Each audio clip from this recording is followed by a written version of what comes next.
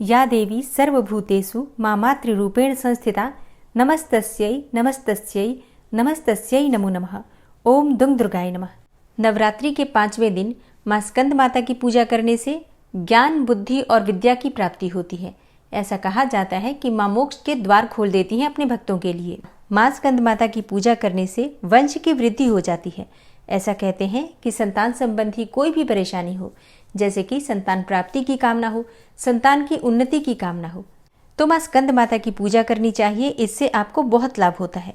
शास्त्रों के अनुसार माँ का प्राकट्य हुआ था असुरों के नाश करने के लिए और देवताओं की रक्षा करने के लिए।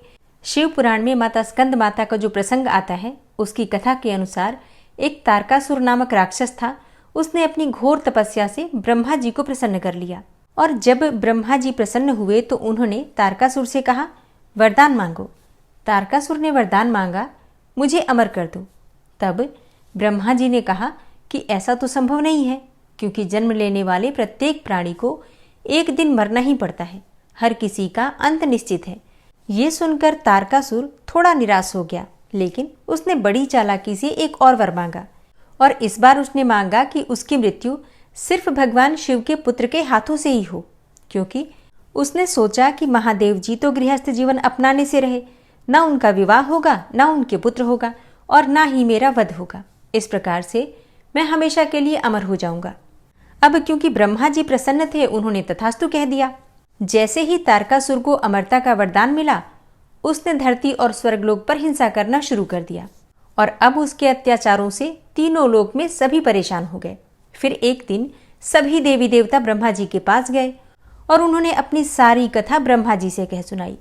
ब्रह्मा जी सभी देवी देवताओं को लेकर शिव जी के पास गए और भोलेनाथ को तारकासुर के अत्याचारों से अवगत कराया और देवताओं ने भी अपनी सारी परेशानी भगवान भोलेनाथ से कही। तब भगवान भोलेनाथ ने माता पार्वती से विवाह किया और इसके बाद भगवान शिव और माता पार्वती के पुत्र हुआ, जिसका नाम रखा गया स्कंद। स्कंद अर्थात कार्तिकेय भगवान। और भगवान स्कंद ने तारकासुर नामक राक्षस का वध किया। माता पार्वती ने अपने पुत्र स्कंद को तारकासुर के वध करने के लिए, तारकासुर से युद्ध करने के लिए प्रशिक्षित किया था। इसलिए माता को स्कंद माता कहा जाता है। इस बारे में एक और पौराणिक कथा है, जिसके अनुसार स्कंद माता देवी पार्वती का रौद्र रूप है। माता को लेकर एक पौराणिक कथा काफी प्रचलित है। पौराणिक ग्रंथों में उल्लेखित एक कथा के अनुसार एक बार बालक कार्तिकेय की रक्षा के लिए माता पार्वती क्रोधित होकर आदिशक्ति रूप में प्रकट हुई। माता का यह स्वरूप देखकर इंद्रदेव भय से कांपने लगे। फिर इंद्र भगवान अपने प्राण बचाने के लिए देवी पार्वती से क्षमा मांगने लगे। हालांकि कुमार कार्तिकेय का दूसरा नाम स्कंद है, इसलिए सभी देवतागण माँ दुर्गा को मनाने के लिए उन्हें स्कंद माता कहकर पुकारने लगे। तभी से माता रानी के इस 5वें स्वरूप को स्कंद माता कहा जाने लगा। इस प्रकार माँ की पूजा 5वीं अधिष्ठात्री के रूप में की जाने लगी। माता अपने पुत्र स्कंद को बहुत प्रेम करती हैं और इसलिए ऐसा कहा जाता है कि जो भी भक्त माँ की आराधना करते हैं, मातृ स्वरूप में माँ अपने भक्तों को अपने पुत्र के समान ही स्नेह करती हैं। इसलिए स्कंद माता की जब कृपा प्राप्त हो जाती है तो हर प्रकार की कामना पूर्ण होते देर नहीं लगती है, क्योंकि माता अपने भक्तों को अपने पुत्र के समान हर सुविधा, हर सुख प्रदान करती हैं, यहाँ तक कि ज्ञान, बुद्धि, विद्या और मोक्ष भी प्रदान करती हैं। स्कंद माता का जब हम ध्यान करते हैं तो माँ स्कंद माता के विग्रह में भगवान स्कंद बाल रूप में इनकी गोद में ही विराजित हैं। इस देवी की 4 भुजाएं हैं। ये दाईं तरफ की ऊपर वाली भुजा में स्कंद को गोद में पकड़े हुए हैं। नीचे वाली भुजा में कमल का पुष्प है। बाईं तरफ ऊपर वाली भुजा में वरद मुद्रा है और नीचे वाली भुजा में कमल पुष्प है। इनका वर्ण एकदम शुभ्र है। ये कमल के आसन पर विराजमान रहती हैं, इसलिए इन्हें पद्मासना भी कहा जाता है। सिंह इनका वाहन है। माँ स्कंद माता सूर्यमंडल की अधिष्ठात्री देवी हैं, इसलिए इनका जो उपासक है अलौकिक तेज और कांतिमय हो जाता है। इसलिए मन को एकाग्र रखकर और पवित्र मन से इस देवी की आराधना करने वाले साधक या भक्तों को भव सागर पार करने में कठिनाई नहीं आती है। नवरात्रि के 5वें दिन प्रातःकाल जल्दी उठकर स्नान कर लीजिए। स्नान करने के बाद भगवान सूर्यदेव को जल दीजिए। माँ का प्रिय रंग है पीला, तो आप चाहे तो पीले रंग के वस्त्र धारण करके माँ की आराधना कर सकते हैं। भगवान सूर्यदेव को जल देने के बाद माँ स्कंद माता की पूजा कीजिए। मतलब जो भी आप प्रतिदिन पूजा कर रहे हैं, पूजा की विधि बिल्कुल वही होती है, धूप दीप प्रज्वलित करके। और चौकी पर जो भी आपने देवी देवता विराजित कर रखे हैं, कलश देवता, भगवान गणपति, माँ भगवती जगदम्बा, इसके अलावा अगर आपने षोडश मातृका, नवग्रह मंडल ये सभी चीज़ें स्थापित कर रखी हैं, ज्वारे बो रखे हैं, अखंड दीपक प्रज्वलित कर रखा है, तो इन सभी देवी देवताओं का धूप दीप प्रज्वलित करके पूजन कर लीजिए। और इसी प्रकार से माँ दुर्गा के 5वें स्वरूप माँ स्कंद माता की भी पूजा कीजिए। धूप दीप अक्षत पुष्प इत्यादि जो भी सामग्री आपके पास है, उन सामग्रियों से माँ स्कंद माता की पूजा करके भोग अर्पित कीजिए। माँ स्कंद माता को केले का भोग लगा सकते हैं, कोई भी ऋतु फल हो तो उसका भोग लगा सकते हैं। आप चाहें तो माँ को खीर में केसर मिलाकर, मतलब केसर वाली खीर बनाकर भी अर्पित कर सकते हैं, या दूध और केसर से बनी हुई मिठाइयाँ भी अर्पित कर सकते हैं। या फिर थोड़ा सा गाय का दूध ले लीजिए, मतलब कच्चा दूध, उसमें शक्कर डालकर और उसमें केसर डालकर श्रद्धा भाव से भोग सहित अर्पित कर सकते हैं। माँ स्कंद माता को पीले रंग के पुष्प बहुत प्रिय हैं, तो गेंदे का पुष्प आप अर्पित कर सकते हैं। इसके अलावा गुड़हल और गुलाब के पुष्प भी माँ को अर्पित कर सकते हैं। अपनी इच्छा के अनुसार, अपनी सुविधा के अनुसार माँ की पूजा आराधना करके मंत्रों का जप कीजिए। माँ का बीज मंत्र है ह्रीं क्लीं स्वामिन्यै नमः। अगला मंत्र है ओम स्कंद मात्रे नमः, ओम देवी स्कंद मातायै नमः। और माँ का ध्यान मंत्र है या देवी सर्वभूतेषु माँ स्कंद माता रूपेण संस्थिता नमस्तस्यै नमस्तस्यै नमस्तस्यै नमो नमः। तो 11 बार या 21 बार इस मंत्र का आप जप कर सकते हैं। आप चाहें तो 108 बार भी कर सकते हैं। पूजा पूर्ण कर लीजिए, उसके बाद से माँ की आरती कर लीजिए। और हाँ, आरती के बाद क्षमा प्रार्थना भी जरूर कीजिए। और अब मन में माँ भगवती दुर्गा का ध्यान करते हुए ओम नमः चंडिकायै इस मंत्र का उच्चारण कीजिए और पूरे भक्तिभाव से पहले 9वें अध्याय का पाठ करेंगे और उसके बाद 10वें अध्याय का पाठ करेंगे। और दुर्गा सप्तशती के 9वें अध्याय में निशुंभ के वध का वर्णन किया गया है। ओम नमः चंडिकायै। राजा ने कहा, हे भगवान, आपने रक्त बीज के वध से संबंध रखने वाले देवी चरित्र का यह अद्भुत महात्म्य मुझे बतलाया। अब रक्त बीज के मारे जाने पर अत्यंत क्रोध में भरे हुए शुंभ और निशुंभ ने जो कर्म किया उसे मैं सुनना चाहता हूँ। ऋषि कहते हैं, हे राजन, युद्ध में रक्त बीज तथा अन्य दैत्यों के मारे जाने पर शुंभ और निशुंभ के क्रोध की सीमा न रही। अपनी विशाल सेना इस प्रकार मारी जाती देखकर निशुंभ अमरस में भरकर देवी की ओर दौड़ा। उसके साथ असुरों की प्रधान सेना थी। उसके आगे पीछे तथा पार्श्व भाग में बड़े बड़े असुर थे जो क्रोध से ओट चबाते हुए देवी को मार डालने के लिए आए। और महापराक्रमी शुंभ भी अपनी सेना के साथ मातृगणों से युद्ध करके क्रोधवश चंडिका को मारने के लिए आ पहुंचा। तब देवी के साथ शुंभ और निशुंभ का घोर संग्राम छिड़ गया। वे दोनों दैत्य मेघों की भांति बाणों की भयंकर वृष्टि कर रहे थे। उन दोनों के चलाए हुए बाणों को चंडिका ने अपने बाणों के समूह से तुरंत काट डाला और शस्त्र समूहों की वर्षा करके उन दोनों दैत्यपतियों के अंगों में भी चोट पहुंचाई। निशुंभ ने तीखी तलवार और चमकती हुई ढाल लेकर देवी के श्रेष्ठ वाहन सिंह के मस्तक पर प्रहार किया। अपने वाहन को चोट पहुंचने पर देवी ने छुरप्र नामक बाण से निशुंभ की श्रेष्ठ तलवार तुरंत ही काट डाली और उसकी ढाल को भी, जिसमें 8 चांद जड़े थे, खंड खंड कर दिया। ढाल और तलवार के कट जाने पर उस असुर ने शक्ति चलाई, किंतु सामने आने पर देवी ने चक्र से उसके भी 2 टुकड़े कर दिए। अब तो निशुंभ क्रोध से जल उठा और उस दानव ने देवी को मारने के लिए शूल उठाया, किंतु देवी ने समीप आने पर उसे भी मुक्के से मारकर चूर्ण कर दिया। तब उसने गदा उठाकर देवी के ऊपर चलाई, परंतु वह भी देवी के त्रिशूल से कटकर भस्म हो गई। तदनंतर दैत्यराज निशुंभ को फरसा हाथ में लेकर आते देखकर देवी ने बाण समूहों से घायल कर धरती पर सुला दिया। उस भयंकर पराक्रमी भाई निशुंभ के धराशायी हो जाने पर शुंभ को बड़ा क्रोध हुआ और अंबिका का वध करने के लिए वह आगे बढ़ा। रथ पर बैठे बैठे ही उत्तम आयुधों से सुशोभित अपनी बड़ी बड़ी 8 अनुपम भुजाओं से समूचे आकाश को ढककर वह अद्भुत शोभा पाने लगा। उसे आते देखकर देवी ने शंख बजाया और धनुष की प्रत्यंचा का भी अत्यंत दुस्साह शब्द किया। साथ ही अपने घंटे के शब्द से जो समस्त दैत्य सैनिकों का तेज नष्ट करने वाला था, संपूर्ण दिशाओं को व्याप्त कर दिया। तदनंतर सिंह ने भी अपनी दहाड़ से, जिसे सुनकर बड़े बड़े गजराजों का महान मदचूर हो जाता था, आकाश, पृथ्वी और 10 दिशाओं को गुंजा दिया। फिर काली ने आकाश में उछलकर अपने दोनों हाथों से पृथ्वी पर आघात किया। उससे ऐसा भयंकर शब्द हुआ जिससे पहले के सभी शब्द शांत हो गए। तत्पश्चात शिवदूती ने दैत्यों के लिए अमंगलजनक अट्टहास किया। इन शब्दों को सुनकर समस्त असुर थर्रा उठे, किंतु शुंभ को बड़ा क्रोध हुआ। उस समय देवी ने जब शुंभ को लक्ष्य करके कहा, ओ दुरात्मन, खड़ा रह, खड़ा रह, तभी आकाश में खड़े हुए देवता बोल उठे, जय हो, जय हो। शुंभ ने वहां आकर ज्वालाओं से युक्त अत्यंत भयानक शक्ति चलाई। अग्निमय पर्वत के समान आती हुई उस शक्ति को देवी ने बड़े भारी लूके से दूर हटा दिया। तब उस समय शुंभ के सिंहनाद से तीनों लोग गूंज उठे। हे राजन, उसकी प्रतिध्वनि से वज्रपात के समान भयानक शब्द हुआ, जिसने अन्य सब शब्दों को जीत लिया। शुंभ के चलाए हुए बाणों के देवी ने और देवी के चलाए हुए बाणों के शुंभ ने अपने भयंकर बाणों द्वारा सैकड़ों और हजारों टुकड़े कर दिए। तब क्रोध में भरी हुई चंडिका ने शुंभ को सूल से मारा। इसके आघात से मूर्छित हो वह पृथ्वी पर गिर पड़ा। इतने में ही निशुंभ को चेतना हुई और उसने धनुष हाथ में लेकर बाणों द्वारा देवी, काली तथा सिंह को घायल कर डाला। फिर उस दैत्यराज ने 10,000 बाहें बनाकर चक्रों के प्रहार से चंडिका को आच्छादित कर दिया। तब दुर्गम पीड़ा का नाश करने वाली भगवती दुर्गा ने कुपित होकर अपने बाणों से उन चक्रों तथा बाणों को काट गिराया। यह देखकर निशुंभ दैत्य सेना के साथ चंडिका का वध करने के लिए हाथ में गदा ले बड़े वेग से दौड़ा। उसके आते ही चंडी ने तीखी धार वाली तलवार से उसकी गदा को शीघ्र ही काट डाला। तब उसने शूल हाथ में ले लिया। देवताओं को पीड़ा देने वाले निशुंभ को शूल हाथ में लिए आते देख चंडिका ने वेग से चलाए हुए अपने शूल से उसकी छाती छेद डाली।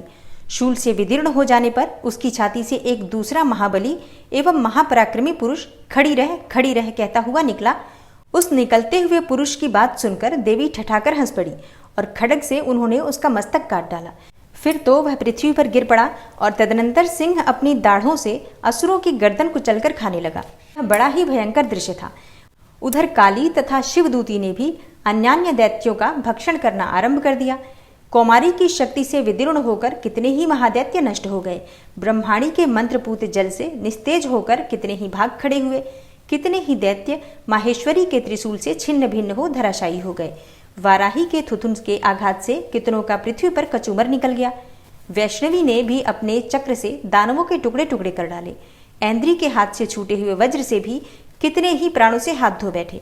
कुछ असुर नष्ट हो गए, कुछ उस महायुद्ध से भाग गए तथा कितने ही काली, शिवदूती तथा सिंह के ग्रास बन गए। ओम नमः चंडिकायै। इस प्रकार श्री मार्कंडेय पुराण में सावर्णिक मनवंतर की कथा के अंतर्गत देवी महात्म्य में निशुंभ वध नामक 9वां अध्याय पूरा हुआ। और अब आप सुनेंगे 10वां अध्याय। 10वें अध्याय में शुंभ के वध का वर्णन किया गया है। ऋषि कहते हैं, हे राजन, अपने प्राणों के समान प्यारे भाई निशुंभ को मारा गया देखकर तथा सारी सेना का संहार होता जानकर शुंभ ने कुपित होकर कहा, दुष्ट दुर्गे, तू बल के अभिमान में आकर झूठ मूठ का घमंड न दिखा। तू बड़ी मानिनी बनी हुई है, किंतु दूसरी स्त्रियों के बल का सहारा लेकर लड़ती है। देवी बोली, ओ दुष्ट, मैं अकेली ही हूँ। इस संसार में मेरे सिवा दूसरी कौन है? देख, ये मेरी ही विभूतियां हैं, अतः मुझ में ही प्रवेश कर रही हैं। तदनंतर ब्रह्माणी आदि समस्त देवियां अंबिका देवी के शरीर में ही लीन हो गईं। उस समय केवल अंबिका देवी ही रह गईं। देवी बोली, मैं अपनी ऐश्वर्य शक्ति से अनेकों रूपों में यहाँ उपस्थित हुई थी। उन सभी रूपों को मैंने समेट लिया है और अब अकेली ही युद्ध में खड़ी हूँ। तुम भी स्थिर हो जाओ। ऋषि कहते हैं, तदनंतर देवी और शुंभ दोनों में सब देवताओं तथा दानवों के देखते देखते भयंकर युद्ध छिड़ गया। बाणों की वर्षा तथा तीखे शस्त्रों एवं दारुण अस्त्रों के प्रहार के कारण उन दोनों का युद्ध सब लोगों के लिए बड़ा भयानक प्रतीत हो रहा था। उस समय अंबिका देवी ने जो सैकड़ों दिव्य अस्त्र छोड़े, उन्हें दैत्यराज शुंभ ने उनके निवारक अस्त्रों द्वारा काट डाला। इसी प्रकार शुंभ ने भी जो दिव्य अस्त्र चलाए, उन्हें परमेश्वरी ने भयंकर हुंकार शब्द के उच्चारण आदि द्वारा खिलवाड़ में ही नष्ट कर डाला। तब उस असुर ने सैकड़ों बाणों से देवी को आच्छादित कर दिया। यह देखकर क्रोध में भरी हुई उन देवी ने भी बाण मारकर उसका धनुष काट डाला और धनुष कट जाने पर फिर दैत्यराज ने शक्ति हाथ में ले ली, किंतु देवी ने चक्र से उसके हाथ की शक्ति को भी काट गिराया। तत्पश्चात दैत्यों के स्वामी शुंभ ने 100 चांद वाली चमकती हुई ढाल और तलवार हाथ में लेकर उस समय देवी पर धावा किया। उसके आते ही चंडिका ने अपने धनुष से छोड़े हुए तीखे बाणों द्वारा उसकी सूर्य किरणों के समान उज्जवल ढाल और तलवार को तुरंत ही काट दिया। फिर उस दैत्य के घोड़े और सारथी मारे गए। धनुष तो पहले ही कट चुका था। अब उसने अंबिका को मारने के लिए उद्यत होकर भयंकर मुदगर हाथ में ले लिया। उसे आते देख देवी ने अपने तीक्ष्ण बाणों से उसका मुदगर भी काट डाला। तिस पर भी वह असुर मुक्का तानकर बड़े वेग से देवी की ओर झपटा। उस दैत्यराज ने देवी की छाती में मुक्का मारा। तब उन देवी ने भी उसकी छाती में एक चांटा जड़ दिया। देवी का थप्पड़ खाकर दैत्यराज शुंभ पृथ्वी पर गिर पड़ा, किंतु पुनः सहसा पूर्ववत उठकर खड़ा हो गया। फिर वह उछला और देवी को ऊपर ले जाकर आकाश में खड़ा हो गया। तब चंडिका आकाश में भी बिना किसी आधार के ही शुंभ के साथ युद्ध करने लगी। उस समय दैत्य और चंडिका आकाश में एक दूसरे से लड़ने लगे। उनका वह युद्ध पहले सिद्ध और मुनियों को विस्मय में डालने वाला हुआ। फिर अंबिका ने शुंभ के साथ बहुत देर तक युद्ध करने के पश्चात उसे उठाकर घुमाया और पृथ्वी पर पटक दिया। पटके जाने पर पृथ्वी पर आने के बाद वह दुष्टात्मा दैत्य पुनः चंडिका का वध करने के लिए उनकी ओर बड़े वेग से दौड़ा। तब समस्त दैत्यों के राजा शुंभ को अपनी ओर आते देखकर देवी ने त्रिशूल से उसकी छाती छेदकर उसे पृथ्वी पर गिरा दिया। देवी के शूल की धार से घायल होने पर उसके प्राण पखेरु उड़ गए और वह समुद्रों, द्वीपों तथा पर्वतों सहित समूची पृथ्वी को कंपाता हुआ पृथ्वी पर गिर पड़ा। तदनंतर उस दुरात्मा के मारे जाने पर संपूर्ण जगत प्रसन्न एवं पूर्ण स्वस्थ हो गया तथा आकाश स्वच्छ दिखाई देने लगा। पहले जो उत्पात सूचक मेघ और उल्कापात होते थे वे सब शांत हो गए तथा उस दैत्य के मारे जाने पर नदियां भी ठीक मार्ग से बहने लगी। उस समय शुंभ की मृत्यु के बाद संपूर्ण देवताओं का हृदय हर्ष से भर गया और गंधर्वगण मधुर गीत गाने लगे। दूसरे गंधर्व बाजे बजाने लगे और अप्सराएं नाचने लगी। पवित्र वायु बहने लगी। सूर्य की प्रभा उत्तम हो गई। अग्निशाला की बुझी हुई आग अपने आप प्रज्वलित हो उठी तथा संपूर्ण दिशाओं के भयंकर शब्द शांत हो गए। ओम नमः चंडिकायै। इस प्रकार श्री मार्कंडेय पुराण में सावर्णिक मनवंतर की कथा के अंतर्गत देवी महात्म्य में शुंभवध नामक 10वां अध्याय पूरा हुआ। और अब आप सुनेंगे मां स्कंद माता की आरती। ओम जय मां स्कंद माता मैया, जय मां स्कंद माता, परम सुखदाई मैया तुमसे सुख आता। मैया जय मां स्कंद माता, शक्ति स्वरूपा माता, मोक्ष भक्त पावे मैया मोक्ष भक्त पावे। द्वार तिहारे आवे खाली नहीं जावे। मैया जय मां स्कंद माता, चार भुजाधारी माँ हस्त कमल सोहे। मैया के हस्त कमल सोहे। स्कंद संग में विराजे छवि अति मन मोहे। मैया जय मां स्कंद माता, पंचम नवरात्रि में ध्यान भक्त धरे। मैया का ध्यान भक्त धरे।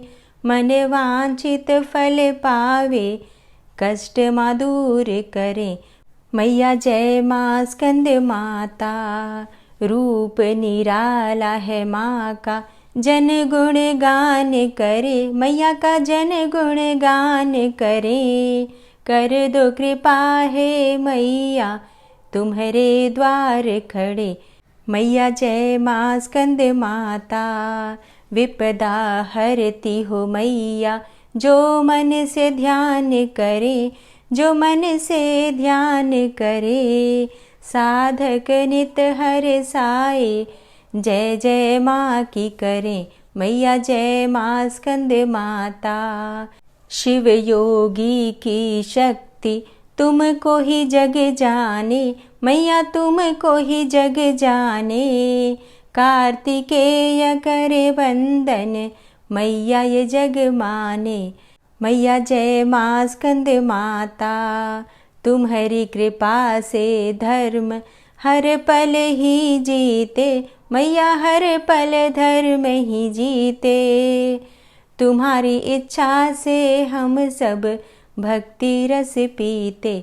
मैया जय मां स्कंद माता, स्कंद माता की आरती जो मन से गाए। भक्तों जो मन से गाए, भव बंधन से छूटे, नित सुख वो पाए। मैया जय मां स्कंद माता, ओम जय मां स्कंद माता। मैया जय मां स्कंद माता, परम सुखदाई मैया तुमसे है सुख आता। मैया जय मां स्कंद माता। माँ की आरती करने के बाद क्षमा प्रार्थना ज़रूर करनी चाहिए। तो दोनों हाथ जोड़कर माँ से क्षमा प्रार्थना करते हैं। हे परमेश्वरी, मेरे द्वारा दिन रात बहुत से अपराध होते रहते हैं। मुझे अपना दास समझकर मेरे उन अपराधों को आप कृपापूर्वक क्षमा करिए। हे परमेश्वरी, मैं आवाहन करना नहीं जानता, विसर्जन करना भी नहीं जानता तथा पूजा करने का ढंग भी नहीं जानता। हे माँ, मुझे क्षमा करिए। हे देवी सुरेश्वरी, मैंने जो मंत्रहीन अर्थात ना मंत्रों को जानता हूँ, क्रियाहीन अर्थात ना क्रियाओं को जानता हूँ और भक्तिहीन अर्थात ना भक्ति के प्रकार जानता हूँ। तो मैंने जो मंत्रहीन, क्रियाहीन और भक्तिहीन पूजन किया है वह सब आपकी कृपा से पूरे हों। सैकड़ों अपराध करने के बाद भी जो आपकी शरण में आके जगदम्बा कहकर पुकारता है उसे वह गति प्राप्त होती है जो ब्रह्मा आदि देवताओं के लिए भी पाना आसान नहीं है। हे जगदम्बिके, मैं अपराधी हूँ किंतु आपकी शरण में आया हूँ। इस समय दया का पात्र हूँ, आप जैसा चाहें वैसा करें। हे देवी परमेश्वरी, अज्ञानवश, भूल से या बुद्धि भ्रष्ट होने के कारण मैंने जो भी न्यूनता या अधिकता कर दी हो वह सब क्षमा करें और प्रसन्न हो। हे सच्चिदानंद स्वरूपा परमेश्वरी, जगन माता कामेश्वरी, आप प्रेम पूर्वक मेरी यह पूजा स्वीकार करें और मुझ पर प्रसन्न रहें। हे देवी सुरेश्वरी, आप गोपनीय से भी गोपनीय वस्तु की रक्षा करने वाली हैं। मेरे निवेदन किए हुए इस जप को ग्रहण करिए। आपकी कृपा से मुझे सिद्धि की प्राप्ति हो। इस प्रकार क्षमा प्रार्थना मंत्र के पाठ से दुर्गा माता आपके जाने अनजाने में हुए सारे अपराधों को क्षमा करेंगी और उनकी कृपा सदैव आपके ऊपर बनी रहेगी।